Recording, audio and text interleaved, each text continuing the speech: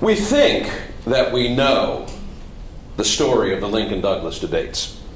I suppose if we had to list a top 10 of events from American history that almost everyone can recognize just by name, certainly the Lincoln-Douglas debates would be up there with those top 10.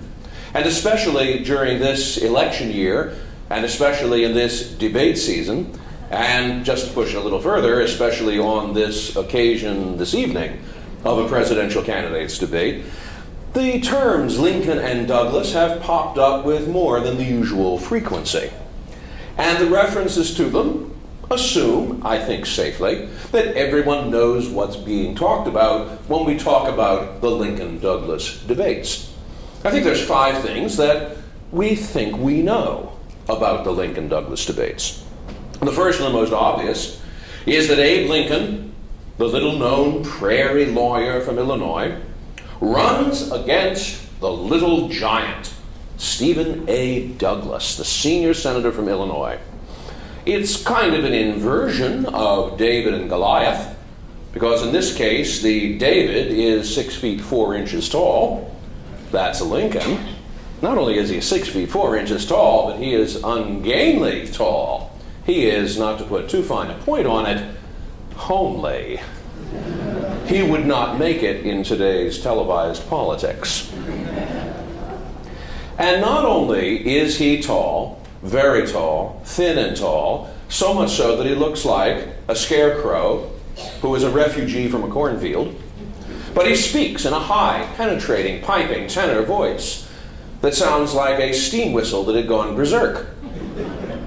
Definitely not what we would think of as being great political material. And what we know, or think we know, about Lincoln is that he is simply an ordinary prairie lawyer, and he is not, in fact, a very well-known political figure, but there he is taking on the little giant, who, to continue the inversion of Lincoln and Douglas, in this case, Goliath is 5 feet 4 inches tall.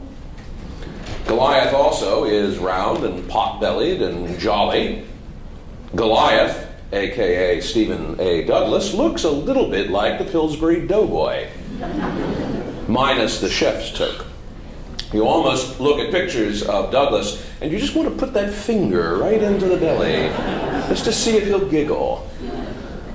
So, David and Goliath are inverted in terms of their appearance, but not in terms of their status. Because Stephen A. Douglas, or at least what we think we know about Stephen A. Douglas, is that Douglas was the most famous politician in America. The most famous and powerful politician, certainly, in his own Democratic Party, but a man who has already been mentioned, not once, but twice, as a presidential candidate in 1852, in 1856. At the Democratic National Conventions in both those years, there were movements afoot to nominate Stephen A. Douglas for the presidency. And now everyone confidently believed that the high road for Douglas was open for that presidential nomination for the electoral run in 1860. Here was a man not only of national standing, but of international standing as well. He was known not only at home, but he was known even in foreign countries. How different, how very different, we think, from Abraham Lincoln. And so we default to that position that always loves the underdog, and we look at this as the classic underdog, superdog kind of situation. Another way in which we think we know the story of the Lincoln-Douglas debates is the way in which we confidently assume that Abraham Lincoln, again, like David with his slingshot, boldly and bravely steps forward to challenge the great Stephen A. Douglas to a series of debates, and in those debates turns the tables on Stephen A. Douglas, turns them especially in the debate at Freeport, Illinois, where Lincoln chokes Douglas's pretensions for the presidency in 1860 by getting Douglas to admit that Douglas's doctrine of popular sovereignty will allow the territories to ban slavery. More of this in a bit. Suffice it for the moment to say that having extorted that confession from Douglas, that popular sovereignty will allow the territories to ban slavery, that alienates Douglas's Southern slave-holding supporters, and goes on to set up the 1860 presidential campaign in which Lincoln will triumph over a divided Democratic Party and defeat Douglas, a party divided over precisely the question that Lincoln posed at Freeport.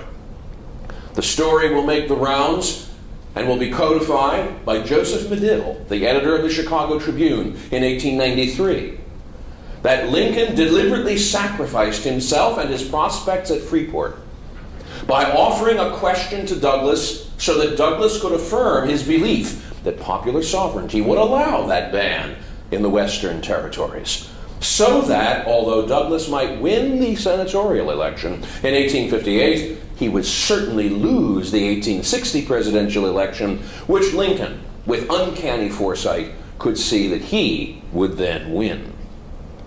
A third way in which we think we know what the Lincoln debates are all about is that we know that Lincoln wins the debates, but loses the senatorial election. Yet, it's not a hollow defeat for Lincoln. Instead, from these debates, Lincoln gains sufficient national notoriety and boosts himself in the public view so that he is able to capture the Republican presidential nomination in 1860 and go on to defeat Douglas in the presidential race and become the 16th president of the United States. A fourth way in which we think we know what the Lincoln-Douglas debates are is when we speak of the Lincoln-Douglas debates as the noblest example of American political oratory. This is the moment at which we wish that we could have the Lincoln-Douglas debates back again. The great cultural critic Neil Postman spoke of the Lincoln-Douglas debates in the 1980s as the last great example of the triumph of the written word in American life, before news media and electronic communication began to turn information into entertainment. To read the texts of the Lincoln-Douglas debates was to read a contest between two intellectual giants, argued Postman. Whereas today, we have debates which seem to cast our candidates as intellectual midgets, trading sound bites back and forth, jockeying for the gotcha moment, and above all, dominated by media personalities and journalists who seem even more clueless than the candidates. Finally, what we think we know about the Lincoln-Douglas debates also comes back to the conviction that, in reviewing the record of the debates and the text of the debates, that Abraham Lincoln, although his reputation will go on to attach itself to being the great emancipator, the man who destroys slavery, nevertheless, in the debates we think we know about, Lincoln reveals that he is, in fact, a closet, or maybe not so closeted, racist, who really did not differ all that much from Douglas in terms of his views on race. These, at least, are the things we think we know about the Lincoln-Douglas debates. Perhaps we don't know all of them. Perhaps we know one or two or three. But for most Americans, what we think we know about Lincoln and Douglas generally gets selected from those 5 beliefs. Well, some parts of these stories are true. So let me confirm them. What is certainly true is that Lincoln did run against Douglas. That you can be sure of. There is also error. So now I have stated 2 obvious propositions.